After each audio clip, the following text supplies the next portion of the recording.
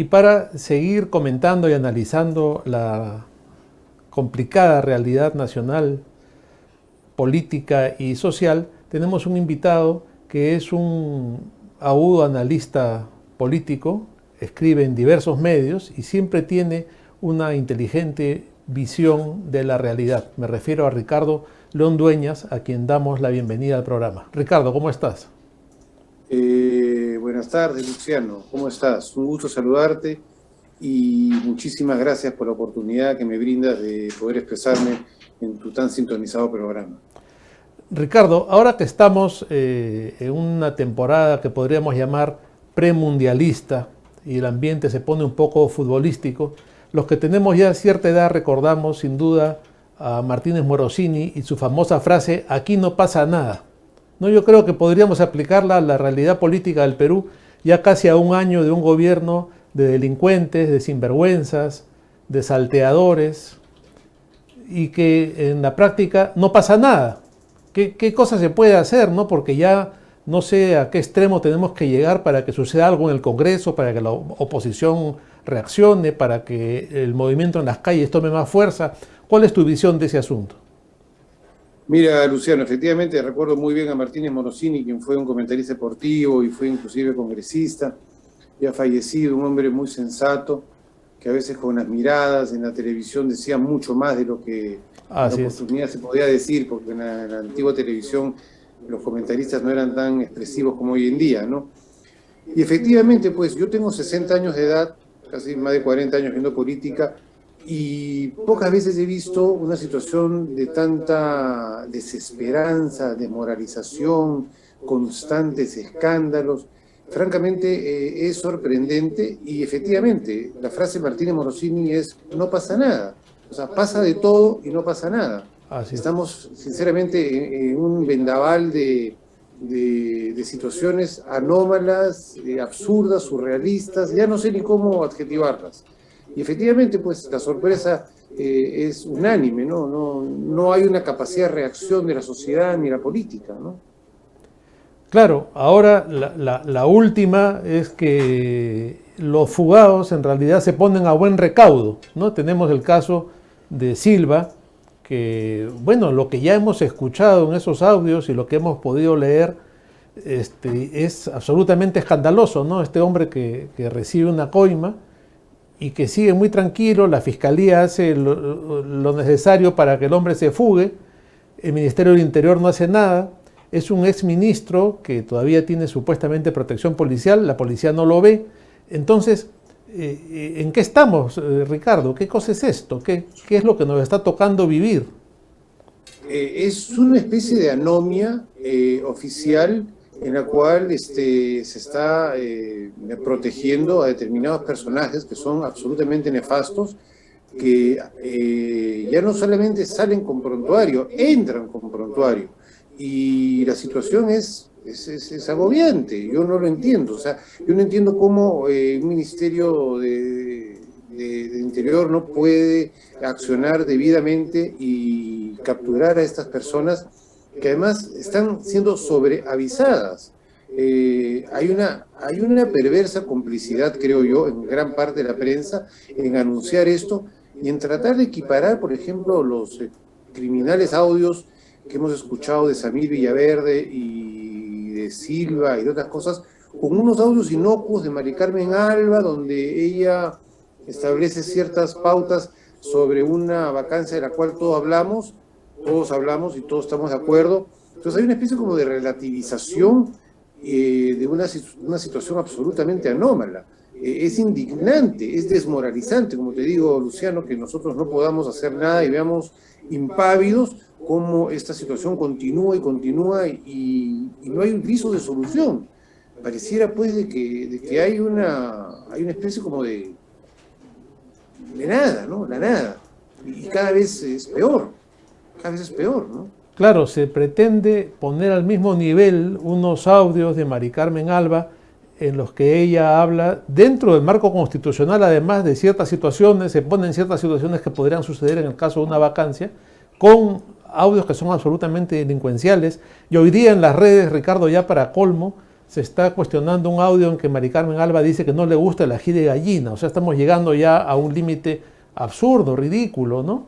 Y por otro lado, claro, esto es parte de una campaña que ya viene de hace tiempo, viene desde antes, desde la época del lagarto, Vizcarra, y es la de poner al Congreso en la picota y ponerlo como el culpable de todo. No sé si has visto la portada de La República el día de hoy, que le hemos estado comentando en el programa hoy. Es lamentable el papel que juega este medio como abanderado de esta corriente, y que menciona que el Congreso, ahí lo tenemos en la pantalla, ¿no? El Congreso se erige como constituyente de facto. ¿Por qué? Porque el Congreso de la República ha cambiado algunos artículos de la Constitución y sobre todo está cambiando la conformación del nuevo Congreso hacia la bicameralidad. Y eso es una función del Congreso. Justamente el Congreso es aquel que puede cambiar la Constitución y es el único, ¿no? Pero mira tú la perversidad de la gente de MOME y de la República, cómo quieren poner a la población contra el Congreso, diciendo que ha asumido una función de facto. Te das cuenta, ¿no? El Congreso se erige como constituyente de facto. No dañen más al país. Y la portada se divide en dos. Esto es como para una clase de periodismo, ¿no? Dividen la portada en dos y ponen al mismo nivel al delincuente prófugo y ponen al Congreso como que está asumiendo funciones que no le corresponden, cuando precisamente es función del Congreso cambiar la Constitución. Mira, Luciano, yo vengo sosteniendo hace varios meses, desde que asumió Vizcarra, una complicidad de la prensa, la gran prensa digo yo, porque a veces es difícil delimitarla a cada una. Yo creo que salvo Willax, TV, Expreso, La Razón y portales como el tuyo, La Veja, El Montonero, la prensa es gran culpable de todo lo que está pasando. La prensa ha sido cómplice, ha sido apañadora y ha tratado ahora de intentar equivaler dos situaciones que son absolutamente, diríamos, discordantes. O sea, que la señora Alba se reúna con los miembros de la Comisión de Constitución para hablar sobre una vacancia, una figura absolutamente constitucional, no tiene ningún tipo de algarada ni ningún tipo de malo, no hay nada de malo. Lo que sí es malo son los audios donde se dispone del erario público cuando Samir Villaverde acusa al ministro y acusa al presidente. Entonces, tratar de equiparar eso, y ahora lo que hace la República de esta manera canallesca, de poner a la par a un Congreso absolutamente legítimo, que está haciendo sus funciones, con un entorno de confianza del presidente, que no es de confianza, no de desconfianza, porque son una banda de ampones y sinvergüenzas, es una miseria absoluta. Y todo esto, el gran culpable es Vizcarra, porque Vizcarra fue el que, primero con el referéndum, dañó a la poca clase política que teníamos. Luego de eso, cerró prepotentemente el Congreso con un TC, que felizmente ya lo cambiaron de conformación, que ratificó esa barbaridad. Y una prensa que hoy, Canal N, RPP, están absolutamente vendidos, en el sentido venal del término, no me refiero a que reciban dinero, ni mucho menos, aunque reciben subsidio estatal, tratando de socavar la institución democrática. Entonces, aquí hay una responsabilidad gravísima en la prensa. Y hay ciertos periodistas que inclusive están echando lodo y tratando de que las protestas ciudadanas legítimas no tengan el valor que tienen para poder protestar debidamente ante los abusos y atropellos de un grupo de ampones que tenemos en el poder, porque eso es lo que tenemos, ampones y oportunistas. Entonces, lamentablemente es así. Entonces, es bien difícil remar cuesta arriba. ¿Por qué? Porque si tienes una prensa que no ayuda, que no coadyuva, que no ofrece garantías, que simplemente lo único que hace es petardear a las personas que queremos regresar a un estado de normalidad democrática, es muy difícil, es cuesta arriba, Luciano, es cuesta arriba.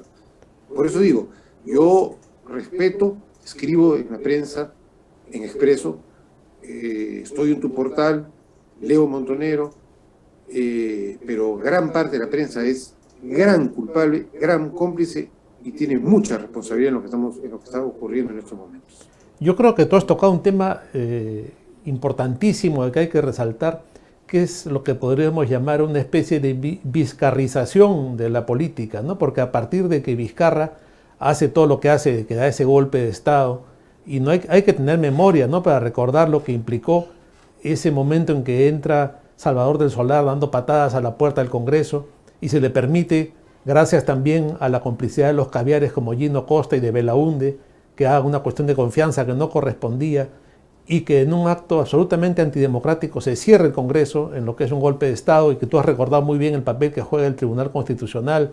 Luego, un referéndum tramposo dirigido por el sí, sí, sí, no, que Vizcarra impone con el apoyo de esa prensa, que por supuesto vivía de los subsidios y de la publicidad del Estado, con una especie de pago con factura, ¿no? Porque acuérdate también de la ley Mulder, que no se permitió que pase, bueno, y tantas cosas que hay que recordar y que han terminado en lo que estamos, pero que el papel que juega Vizcarra en esto, que es otro delincuente, como bien sabemos, es fundamental, ¿no? Yo creo que no hay que tener memoria corta, ¿no? Porque ahora estamos sufriendo las consecuencias de esto, pero los cómplices y responsables de esto son los vizcarristas y son los caviares, que ahora están muy bien callados y desaparecidos.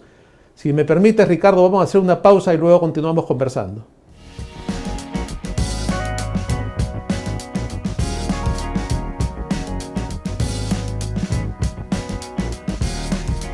Estamos de vuelta en el programa y nos acompaña esta noche Ricardo León Dueñas, analista político, y estamos comentando acerca de la actualidad política nacional.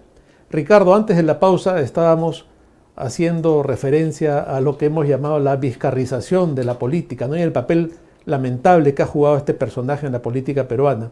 El otro día, conversando con otro analista, con otra persona que veía la realidad, también llegamos a una conclusión que quería poner a tu consideración, ¿no? Un momento también crítico y que de repente está en el origen de todo esto es el momento en que Pedro Pablo Kuczynski, con tal de ganar las elecciones, se rinde ante la caviarada y ante los grupos que se llamaban No a Keiko, se reúne con los grupos comunistas, acepta el abrazo del oso de Verónica Mendoza y de todos los grupos radicales, y de alguna manera abre la puerta a esta gente para que resuciten y tomen un espacio político en la escena nacional. Y eso es lo que permite que luego Vizcarra pueda tener un respaldo de este sector y siga abriéndoles más la puerta con las consecuencias que todos vemos. ¿Coincides con esa idea de que hay una responsabilidad de PPK en esta especie de alianza que él hace detrás de bambalinas? Por supuesto que sí. Mira, y yo he calificado al gobierno de Vizcarra como un gobierno frívolo y derechoso cobarde. Porque Pedro Pablo Kuczynski, cuando asume la presidencia, la asume con las banderas de la derecha, pero él pretendió gobernar el país con 18 parlamentarios contra 73 que tenía la derecha popular de Keiko Fujimori. Y si bien Keiko Fujimori también cometió errores y torpezas, le correspondía a Pedro Pablo Kuczynski, en su calidad de presidente de la República y representante de la nación y personificar a la nación, el acercarse y lograr un gobierno de consenso para que la derecha gobernara. Porque el mandato popular fue derecha, porque era Pedro Pablo Kuczynski con Keiko Mendoza, con Keiko Fujimori. Pero la izquierda se aprovechó de ello, los caviares se hicieron cargo del gobierno y Pedro Pablo Kuczynski luego, con todo lo que se descubrió, terminó siendo el gran culpable de dejarnos a un sujeto como Vizcarra. Y Vizcarra, que también traicionó a Keiko Fujimori, que también traicionó a los suyos, fue uno de los personajes más nefastos que ha tenido la República. Él cerró prepotentemente ese Congreso cuando no debía por qué cerrarlo, con la ayuda de Salvador del Solar y de todos los caviares. Ellos no tenían por qué cerrar un Congreso que luego contó con la anuencia de un Tribunal Constitucional absolutamente irrito para mí, porque nunca debieron haber solidificado o verificado una situación de facto como fue el cierre de un Congreso. Ahí empieza todo. Y la caviarada, la progresía, los rojos, los comunistas, como queremos llamarlos, son los grandes culpables de que tengamos esta situación. No digo que la derecha haya sido pues un pan de Dios o haya actuado correctamente, pero la responsabilidad aquí la tiene la izquierda, incuestionablemente, apoyado por una prensa que efectivamente, como tú lo has recordado, vive de los subsidios estatales gracias a oponerse a una ley como la ley Mulder, que era una ley a la cual yo la apoyé y que era una ley justa que no permitía que nosotros, los peruanos, de a pie, todos, tú, yo, tengamos que pagar a una prensa a la cual no estamos de acuerdo. Actualmente, todos los medios, salvo Expreso y Willax, reciben dinero subsidios del Estado. O sea, de tu plata y de la mía tenemos que subsidiar a medios que están en contra de lo que nosotros pensamos.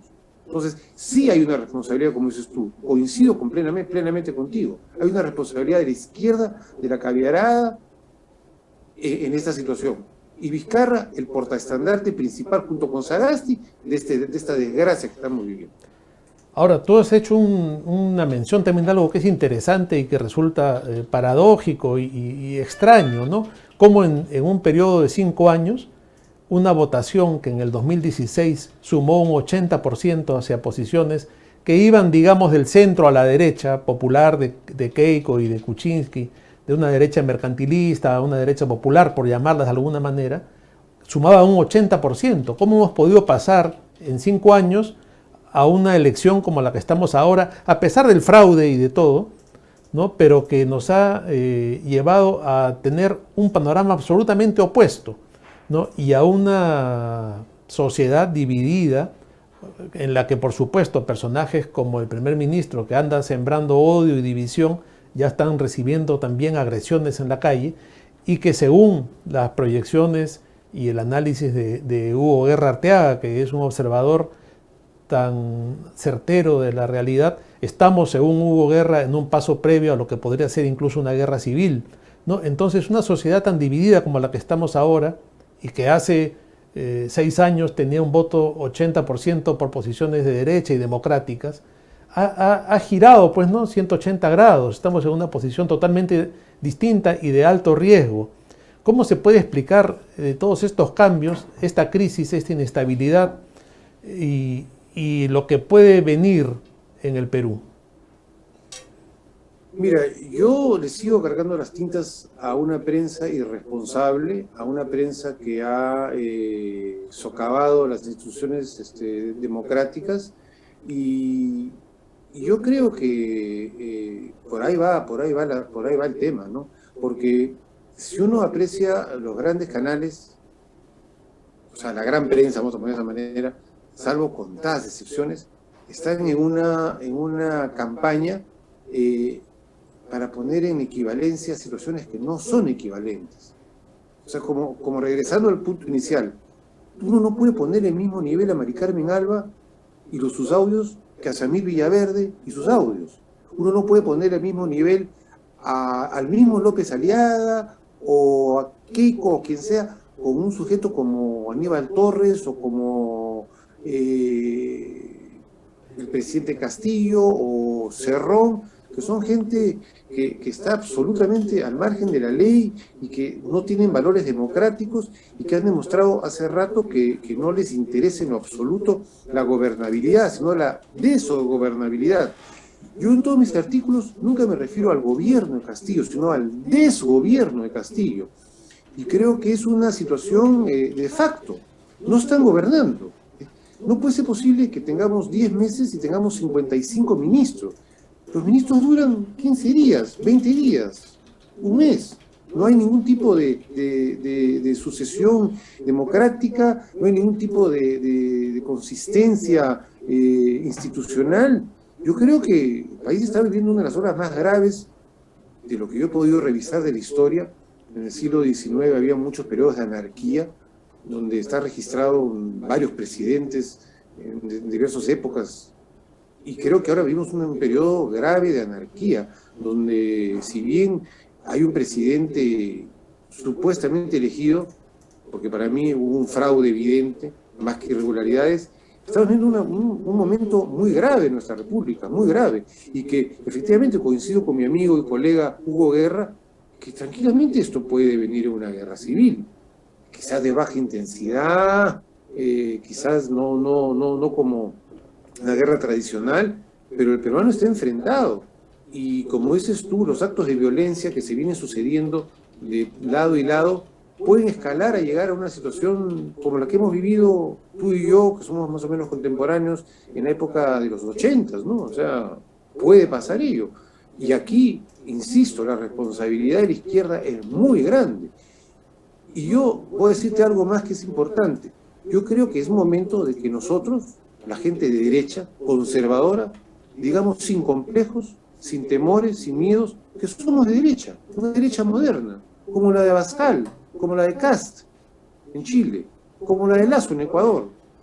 O sea, debemos reivindicar nuestras banderas del conservadurismo y de la derecha bien ganada.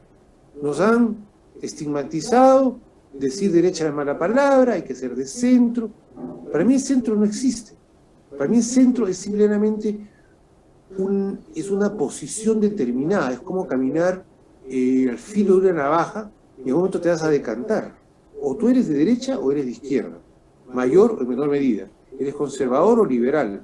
Uno no puede pretender ser de centro siempre y pasar, digamos, por agua tibia las cosas. Entonces yo sí creo que debemos rescatar las banderas de la derecha, liberal, moderna, conservadora en los aspectos familiares, para poder rescatar a nuestro país de las garras del progresismo y de esta anomia que existe y que nos está haciendo muchísimo daño.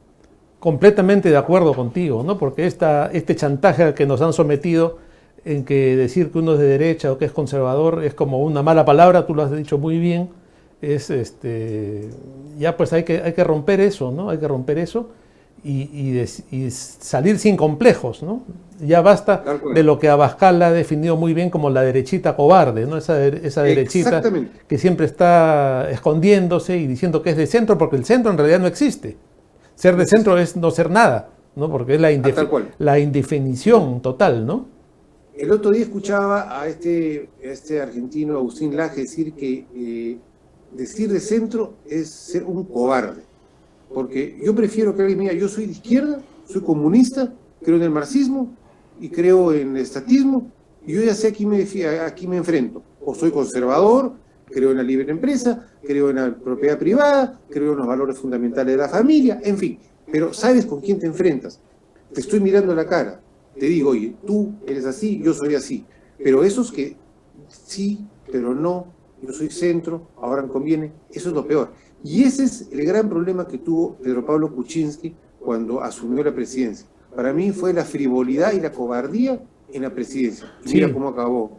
Sí, completamente de acuerdo. Ahora hay unos que son más peligrosos, ¿no? Que son los que se han definido como los liber progres, que creen en el libre mercado, le hacen un altar al libre mercado, pero en todo lo demás votan con la izquierda, ¿no? Entonces están con el aborto, están con toda la agenda LGBT y todo lo demás, pero sí, el libre mercado. Entonces creen que son de derecha, pero en realidad son de izquierda, ¿no? Porque pueden mantener el mercado, pero en todo lo demás votan con la izquierda, son los liber progres, y son peligrosos porque parecen aliados, pero en el fondo no lo son. Entonces hay que tener cuidado con ellos. Son los caviares de derecha.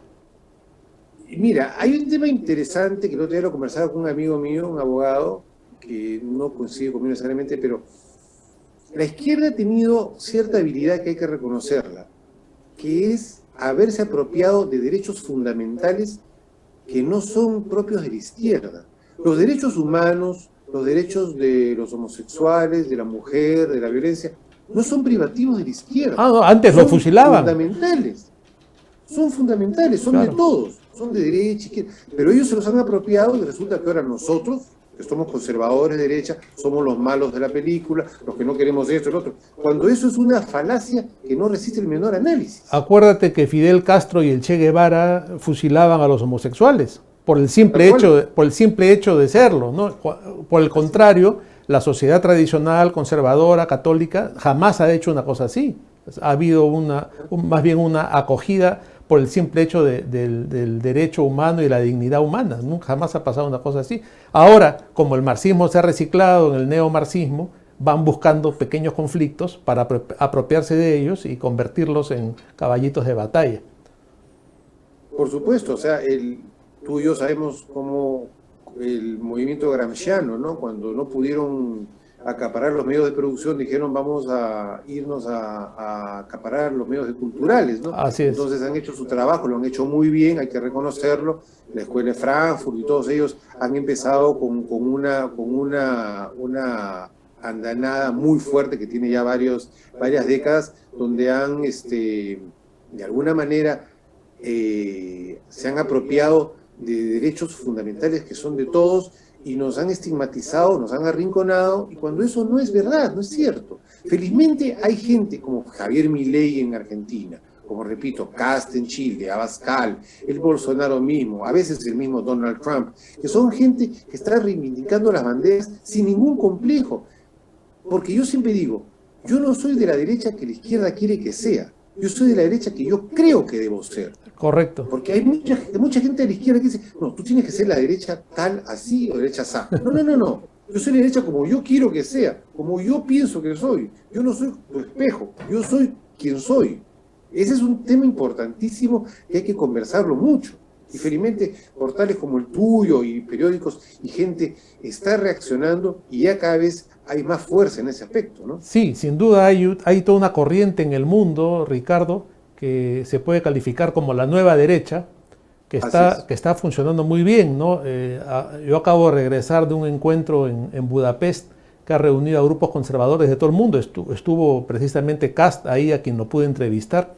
Y ahora en septiembre se reúne el CEPAC en México, que es esta corriente generada por el Partido Republicano, y también asistirán grupos conservadores de todo el mundo. Hay toda una corriente importante que ha reaccionado frente a movimientos como el Foro de Sao Paulo. Está el Foro de Madrid, promovido por Vox, ¿no? Entonces yo creo que la cosa que tú estás planteando está en esa corriente y felizmente se viene un movimiento de reivindicación de los sectores conservadores, liberales en el buen sentido del término, y vendrá pues una nueva corriente de derecha que va a reivindicar todos estos derechos en el buen sentido del término, insisto. Ricardo, podríamos conversar mucho tiempo de estos temas que son apasionantes, pero lamentablemente ha terminado el tiempo del programa. Te agradezco mucho por esta entrevista. No, más bien a ti, Luciano, te agradezco la oportunidad de brindarme esta oportunidad de expresarme en tu sintonizado programa, y a tus órdenes, como siempre. Estaré comentando en mis redes sociales, en Expreso, escribiendo en Abeja, a veces hasta colaborando culturalmente en tu portal. Muchísimas gracias, Luciano, un fuerte abrazo y estamos viéndonos pues. Listo, Ricardo, muchas gracias.